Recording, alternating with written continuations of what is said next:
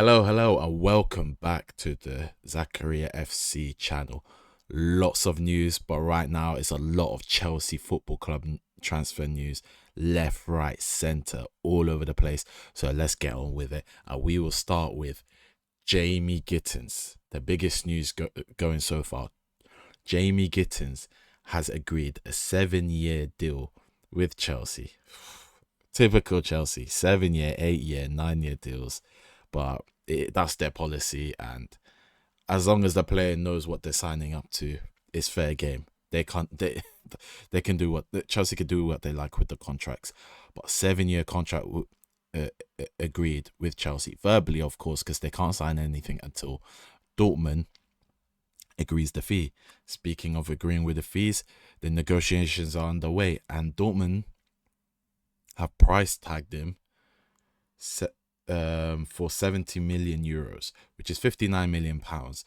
But Chelsea, they've submitted a bid of 35 million euros, which is 29 mil pounds. 59 million pounds for the valuation for him is way too much.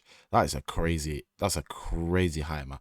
Honestly, the Chelsea bid 29 mil is around about how much I value him. I value him around 30, 31 mil. But with negotiations, normally the first bid in negotiations always get rejected because the buyer, they bid so low, not to take the piss, but just to see how much cheap they can get from him, just to test the waters and stuff. And normally the seller values them way too high. So eventually they'll find a middle ground. And I think their middle ground is around 40 million. Not me valuing him at 40 million. I value him at 30 million. But I still think 40 million is a lot. But the way things are going, I think the middle ground will be 40 million just to get the deal over and done with. And yeah, I honestly think he's only 30 mil because of he's young. He's played a lot of football. He's had experience, but I don't think he's 40 million worth still. He's still like, he plays well in patches. He's still got that level of inconsistency, and that's because of his lack of experience and all. But that means he's not worth 40 million in my opinion. Which also means I'm a hypocrite in saying that Garnacho's worth 40 million when he's worse than him. But that's what Man United value him, not me. I don't value him like that. I'm just waiting for the team to fall for it and take him for 45, 50 million. But that's the game. The game is there's no consistencies in football and like value in players and all in the football market. There's no, a lot of the time logic doesn't take precedent in transfers. But 40 million is around about, I think they're gonna agree with 45 mil if you're pushing it. But Chelsea, I think they still need to recoup that money. They got a lot of dead weight in that team. They've got players that's still coming in like Kendry Pires, Estevao Williams. They need They got a goalkeeper situation with this the Mainan situation. They're signing him, but we get onto that later. But they need to make sales. And speaking of, but before I go on the sales,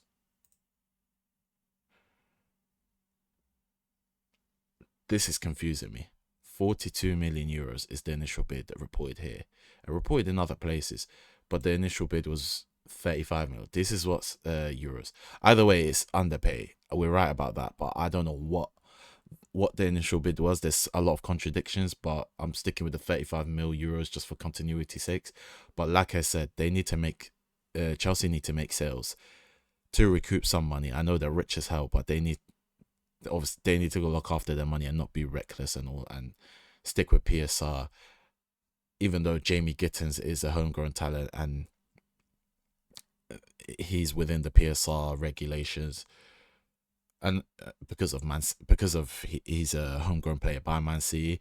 And speaking of Man City, they get some sell on. They get a sell on as well, around 10% sell on clause as part of the BVB deal. So they're getting some money from them. But speaking of making money and sales, Chelsea, this is one player that they need to sell off. Seriously, 2 years of waste rotting in that club.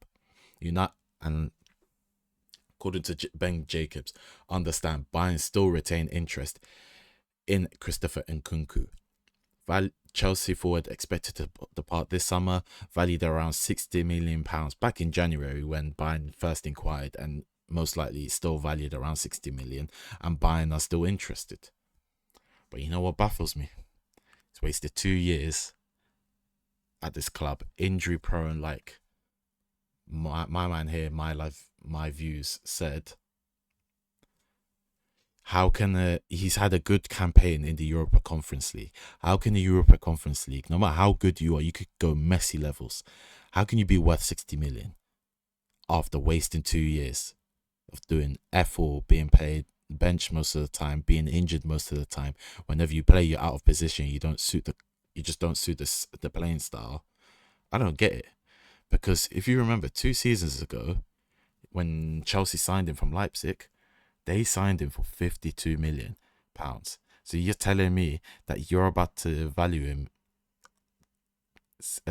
what's my maths, £8 million more? You're about to sell him for more and make £8 million profit. It's Bayern Munich. Yeah, you want him. I don't know where you're going to play him, because I don't know how you're going to fit him in the team, honestly speaking. I don't watch Bayern too much, but you're willing to pay £60 million? I really hope not, because that is reckless money for a guy who's been injury prone for 2 years, hasn't been playing well, and Chelsea are cheekily trying to sell him for a profit. That is the funniest deal ever if that happens. That's a daylight robbery. And I know it's an £8 million profit and all, but 60 million, he's not worth that. He's worth 25 mil, 30 mil at best. He's lost his value, but Chelsea are so cheeky. But I hear it. Let's see. Let's try and take the piss. They got a bit of time. It's still early doors in the transfer window. I think it's just them taking the piss with the valuation and seeing who falls for it. And then, but they're open with negotiations. But Bayern Munich, if you really want him, you shouldn't even be that desperate, because I don't know where you're going to fit him in the team. You got plenty of players that play in his position, but 60 million, you're moving a bit too. If you try and sign him for 60 million, you're moving a bit too desperate. Buying. Don't go for that. Don't fall for that. You have to undervalue him. 30 mil. That's your first bid for him. 30 mil. Because that is a joke if you actually sign him for close to 60. Even the 50 million mark is a joke as well. But more Chelsea news. More Chelsea transfer news.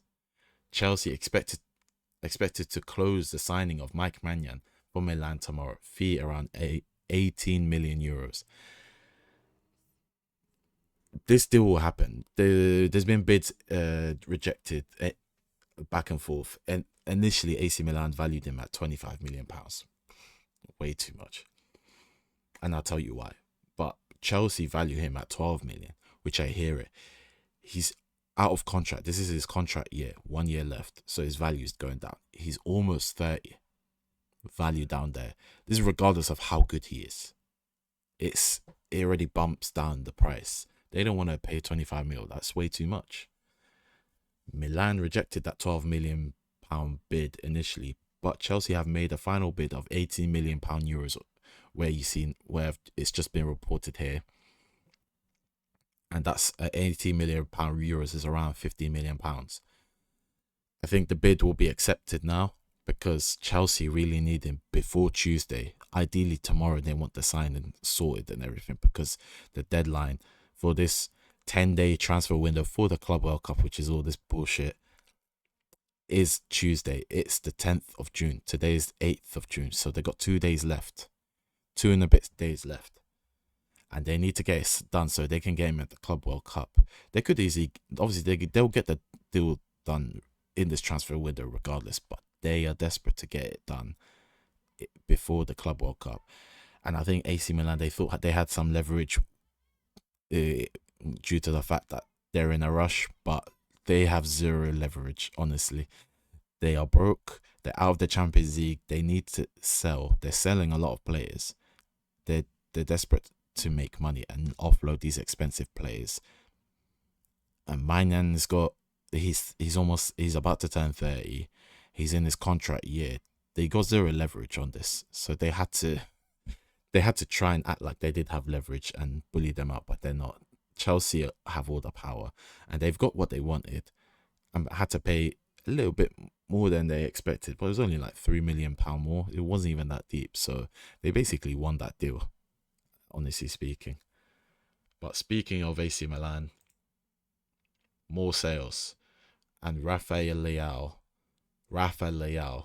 has informed AC Milan he wants to leave the club. AC Milan value him around at least £60 million for the 25-year-old. I don't think Chelsea will go for him because they got Jamie Gittins. They're about to sign Jamie Gittins. They've got Noni Madueke. They've got Neto, even though he doesn't really suit this current Chelsea team. They got Kendrick Pires on his way. Don't know if they're gonna put him on loan or not, but he's on his way. They got Estevao William, who's coming to the team as well, even though his agent wants him to play as a number 10, but Cole Palmer plays in that position.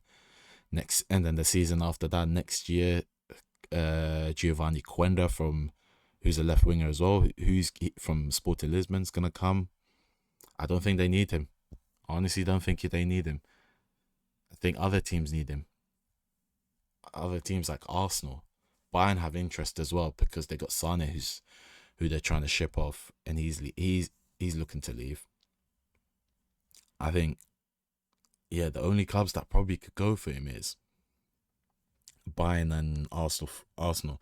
And honestly speaking, I don't know about. I know Arsenal are trying to get a left winger to replace Martinelli, and initially they were targeting Rodrigo.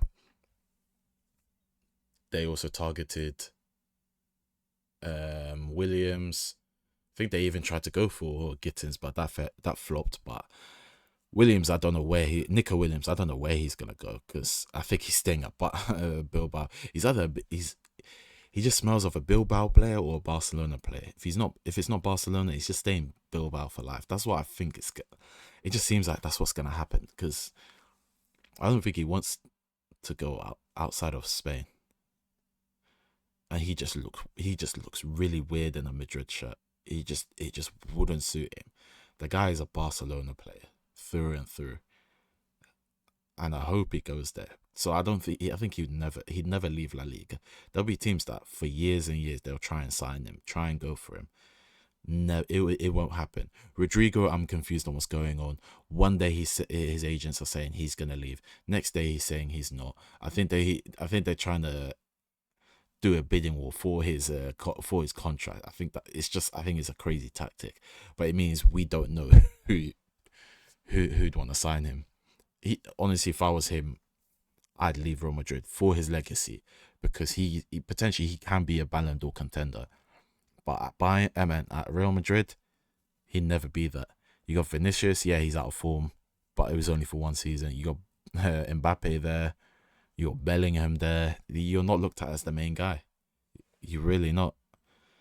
And I know Xabi Alonso rates him and wants him to stay. But if I was Rodrigo, I'd leave. I'd actually go to Arsenal. As a United fan, I don't want him to go.